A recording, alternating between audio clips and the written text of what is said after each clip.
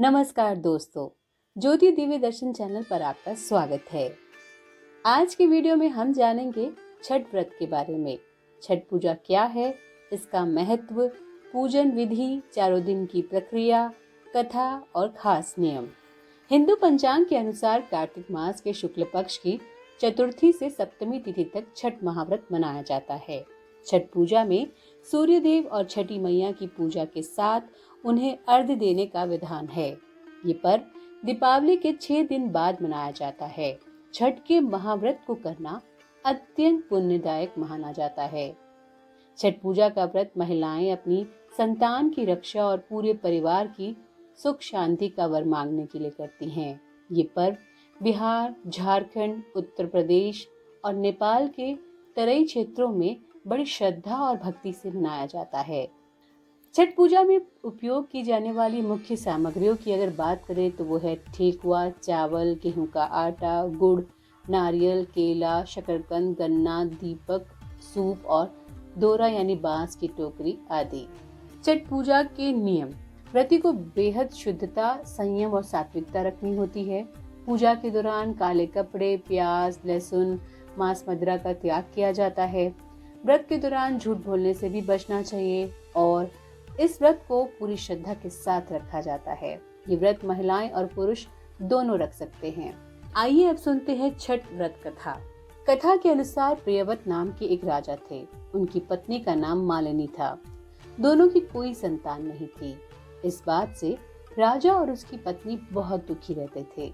उन्होंने एक दिन संतान प्राप्ति की इच्छा से महर्षि कश्यप द्वारा पुत्रेष्टि यज्ञ करवाया। इस यज्ञ के फलस्वरूप रानी गर्भवती हो गई। 9 महीने के बाद संतान सुख को प्राप्त करने का समय आया तो रानी को मरा हुआ पुत्र प्राप्त हुआ। इस बात का पता चलने पर राजा को बहुत दुख हुआ। पुत्र को लेकर वह शमशान गए और पुत्र वियोग में प्राण त्यागने लगे। लेकिन जैसे ही राजा ने आत्महत्या करने की कोशिश की, उनके सामने एक सुंदर देवी प्रकट हुई। देवी ने राजा को कहा कि मैं षष्ठी देवी हूँ। मैं लोगों को पुत्र का सौभाग्य प्रदान करती हूँ। इसके अलावा जो सच्चे भाव से मेरी पूजा करता है, मैं उसके सभी प्रकार के मनोरथ को पूरा कर देती हूँ। यदि तुम मेरी पूजा करोगे तो मैं तुम्हें पुत्र रत्न प्रदान करूंगी। देवी की बातों से प्रभावित होकर राजा ने उनकी आज्ञा का पालन किया। राजा और उनकी पत्नी ने कार्तिक शुक्ल पक्ष की षष्ठी तिथि के दिन देवी सृष्टि की पूरे विधि विधान से पूजा की। इस पूजा के फलस्वरूप उन्हें एक सुंदर पुत्र की प्राप्ति हुई। तभी से छठ का ये पावन पर्व मनाया जाने लगा। एक मान्यता के अनुसार लंका पर विजय पाने के बाद राम राज्य की स्थापना के दिन कार्तिक शुक्ल षष्ठी को भगवान राम और माता सीता ने उपवास किया और सूर्य देव की पूजा की। सप्तमी को सूर्योदय के वक्त फिर से अनुष्ठान कर सूर्य देव से आशीर्वाद प्राप्त किया था। ये परंपरा अभी तक चली आ रही है।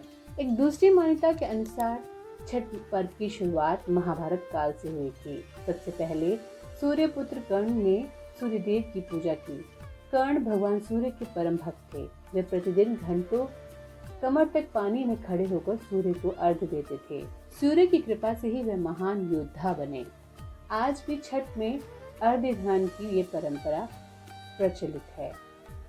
छठ व्रत के संदर्भ में एक अन्य कथा के अनुसार जब पांडव अपना सारा राजपाट जुए में हार गए, तब द्रौपदी ने छठ व्रत रखा। इस व्रत के प्रभाव से उनकी मनोकामना पूर्ण हुई और पांडवों को राजपाट वापस मिल गया। लोक परंपरा के अनुसार सूर्यदेव और छठी मैया का संबंध भाई बहन का है, इसलिए छठ के मौके पर सूर्य की आराधना फलदायी मानी गई है। छठ महापर्व न केवल आस्था का प्रतीक है, बल्कि ये हमारे जीवन में प्रकृति और शुद्धता के महत्व को भी दर्शाता है।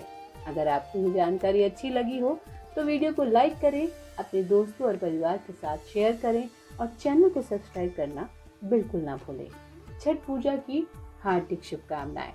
जय छठी मैया, जय सूर्यदेव।